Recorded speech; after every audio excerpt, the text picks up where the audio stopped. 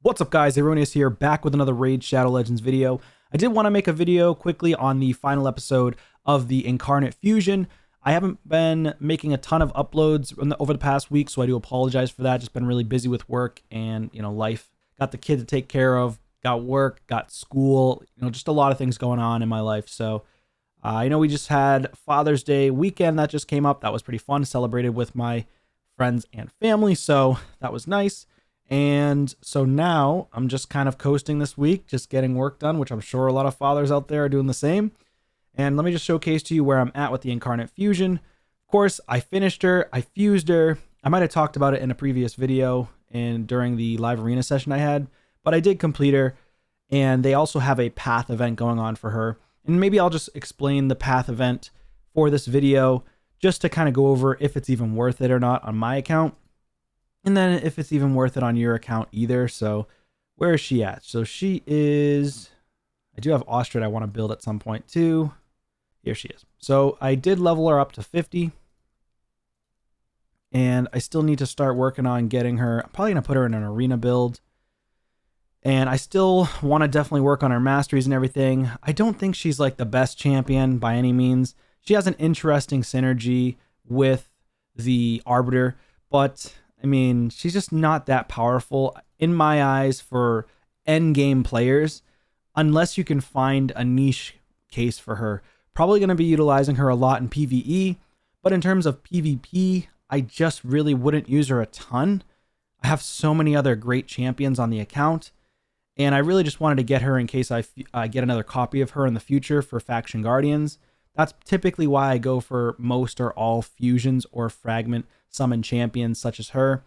So that's why I went for her. And I also thought she was unique. Thought she looked pretty cool as well. Sometimes I go for champions just because of the look, the aesthetic, right?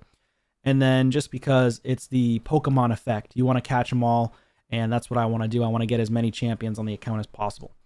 So I do have a ton of champions I'm trying to level up. Yannica is one, but then I also saw recently in a post that they're going to be nerfing Trunda in the future, possibly Yannica.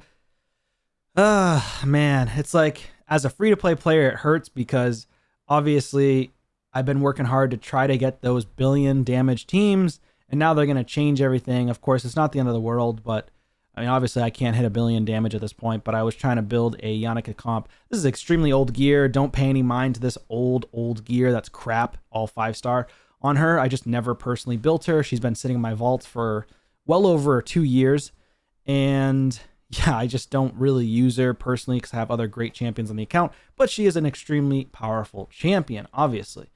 And then of course I'm building up the Wixwell, started working on his masteries. I was working on Yannica's masteries as well, because we did win the clan versus clan that was going on too. So much going on right now. We got some reaction. We were only in tier 3.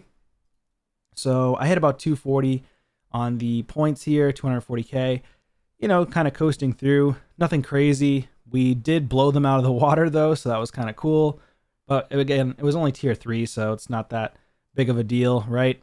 Of course, I wish I could have got all the personal rewards and did 350,000, but I just decided not to grind my life away over 2 days because I have a child. So I want to spend time with my child. So, video games aren't the be all end all of my life. So, anywho's, so there's that. We beat the clan versus clan, or the clan that we were facing. We're in clan versus clan. And then we have also a guaranteed, it's not a legendary. Of course it's a guaranteed void, but it's not a legendary. It's Naya. I think I pulled like 3 of her. So for me, it means nothing. I'm just going to keep saving my voids. For you, if you're an early game or mid game player, she is a very, very strong champion for a void. I think she's extremely powerful for Hydra PvE content and somewhat decent in arena, but mainly you're going to be using her in Hydra and PvE content, especially for the Sylvan Washers faction. Crypt, but 30 voids for her.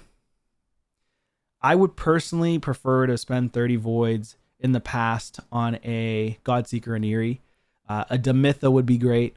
A Maneater would be great. More progression for people in Clan Boss, in my opinion. But if you went for the Wixwell fusion, I mean, there's really no point to even go for her, let's be honest. And it's not a 2x, so chances of getting a legendary are extremely slim. Chances of getting an epic, also extremely slim. I just personally would save my voids if I were you. So the path event, let's go over that. So let's take a look. I already started. I decided to go down this left path here. I think it's the better of the two paths compared to the right side. Yeah, definitely better, I think. It does have an Eternal Soulstone down here. I mean, the 5-star for the Incarnate. Would I go for a 5-star? Well, first off, I didn't do the full calculations of this yet, but I believe this was 300 for the first one. That's 800, 1550, 2550, 4550, 50. So 5050 plus 3000, 8050. You're looking at 12,500 or 12,050. And then just to get the first key, it's 13,050. That's just going off the top of my head. So that's a lot of points. 13,050 just to get the first key, which grants you a 3-star. If I read that right or counted that right, 13,050.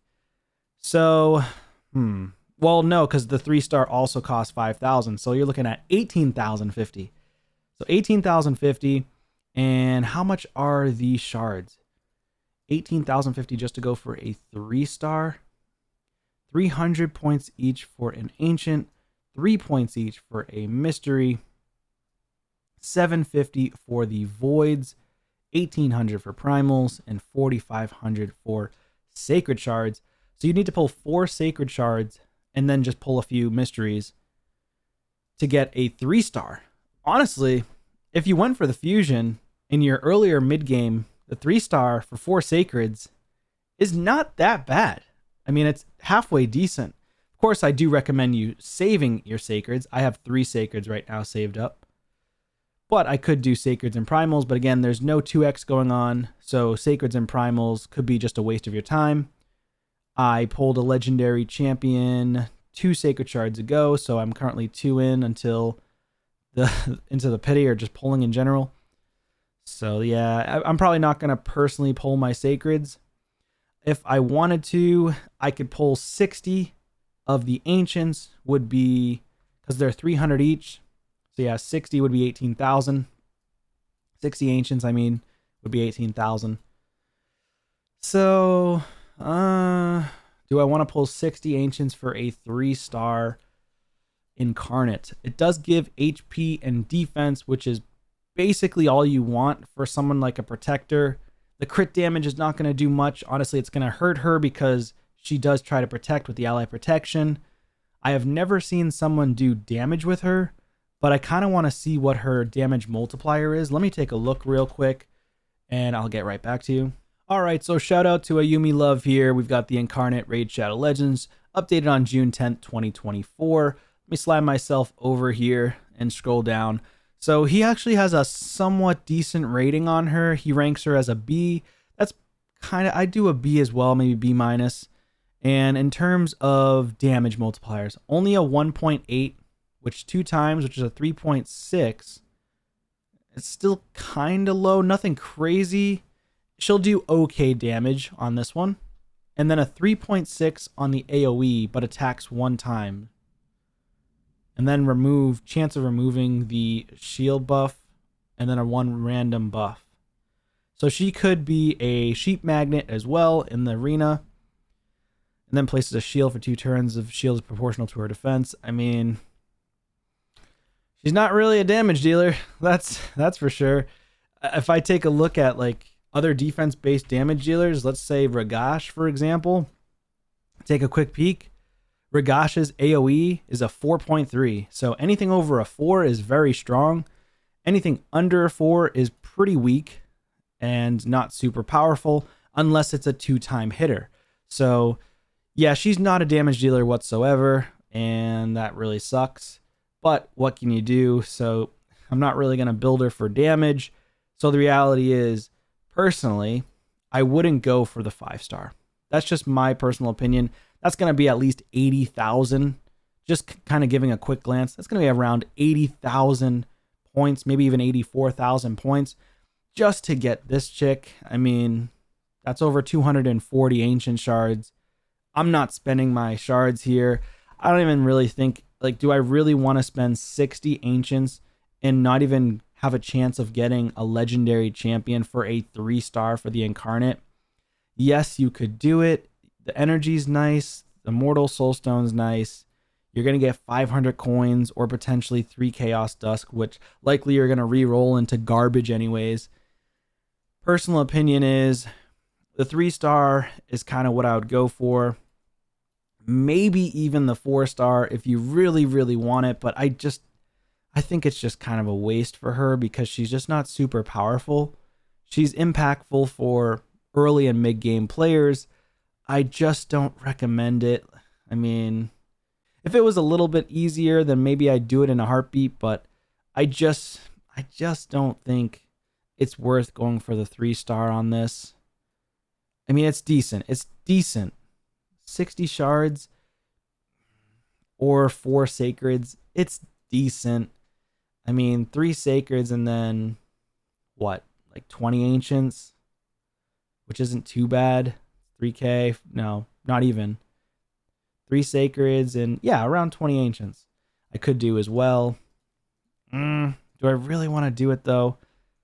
I'll think about it. But I just don't know if she's really worth going for just a 3-star on her. Maybe I'll just do it for the video, but I don't really recommend it. Oh, by the way, peep the Alika. She's looking good.